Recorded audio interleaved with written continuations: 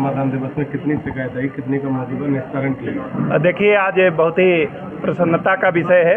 सवेरे सवेरे माननीय मुख्यमंत्री जी ने जितने भी हमारे एफपीएस के कोटेदार हैं उनके सभी भाइयों का जो मार्जिन मनी थी, यानी जो उनका लाभांश था, जो पहले 90 रुपये प्रति कुंटल मिलता था, उसको बढ़ा करके 125 रुपये प्रति कुंटल कर दिया है और लगभग 40% की एक बड़ी वृद्धि सरकार के द्वारा की गई है। तो मुझे लगता है जो गरीबों का राशन बंटता है और हमारे राशन डीलर भाई परेशान रहते थे, अब उनको काफ़ी सहूलतें मिलेंगी और भी पारदर्शी तरीके से और निष्ठावान तरीके से वो गरीबों का राशन का वितरण होगा ई-पॉस मशीन के माध्यम से। दूसरा, आज यहाँ संपूर्ण समाधान दिवस का आयोजन किया गया छाता तहसील में।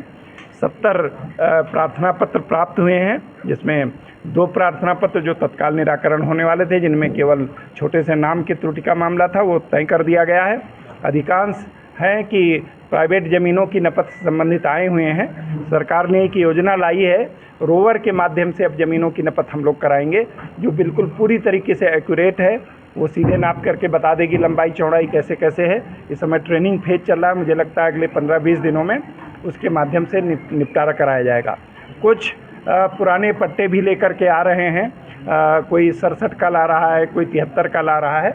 तो मैंने ये उप जिलाधिकारी से कहा है, ऐसा सदर तहसील में 5 गांव में पकड़ा गया है कि लोग फर्जी पट्टा बना करके ज़मीनों का विक्रय कर दे रहे हैं। मैं सभी से अनुरोध करूंगा आपके माध्यम से कि पट्टे के आधार पर कोई ज़मीन अगर बेच रहा है तो खरीदने से पहले 10 बार चेक कर लें, क्योंकि हो सकता है वो फर्जी हो और उसकी जांच करा करके ज़मीन सरकार में भी जाएगी, मुकदमा भी दर्ज होगा।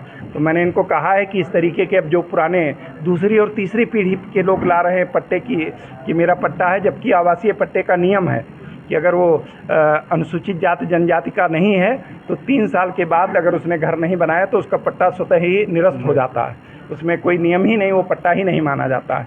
तो मैं आपके माध्यम से ये कहूँगा कि लोग सतर्क रहें और थोड़ा सावधानी बरतें, छोटी सी लालच में किसी बड़े संकट में ना फंसें। और जितने प्रार्थना पत्र आए हैं जो जेन्युइन हैं, जिनकी टीम बना करके उसका निस्तारण किया जाएगा। कुछ भी ब्लॉक से संबंधित हैं, कुछ बिजली विभाग से संबंधित हैं और गंभीर नहीं हैं, सबकी छोटी छोटी समस्याएं जो प्रतिदिन होती हैं। तो ये बहुत अच्छा फोरम है, तहसील दिवस में लोग आकर के अपनी बात बताते हैं, अधिकारी सारे रहते हैं, तो यहीं आपस में बात होकर के उनका निराकरण हो जा रहा है। जैसे किसी के बिल सही करना है, या एक आए थे कि पूरी कॉलोनी के ऊपर से बिजली का लाइन चल रहा है, तो लाइन पहले बनी थी, कॉलोनी बाद में बनी, तो ये लोगों को ध्यान रखना चाहिए। और अगर शिफ्ट कराना है तो उसके लिए धनराशि बिजली विभाग में जमा करनी पड़ेगी। तो छोटी छोटी चीज़ें हैं और एक अच्छा माध्यम है तहसील दिवस, संपूर्ण समाधान दिवस एक अच्छा माध्यम है।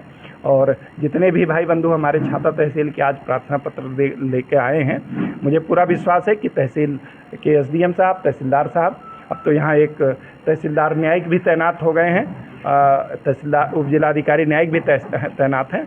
और मैंने एसएसपी साहब से भी अनुरोध किया है कि जो राजस्व की टीम जाएगी, उन्होंने भी कहा है कि मैं थाने से मिनिमम सब इंस्पेक्टर पूरी टीम के साथ जाएंगे।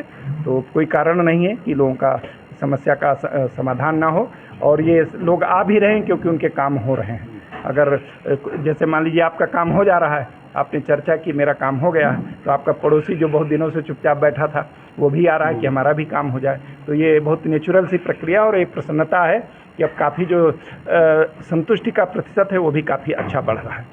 सर, ये शुगर मिल पर जो धरना चल रहा है उसके बारे में क्या कहेंगे? चलो।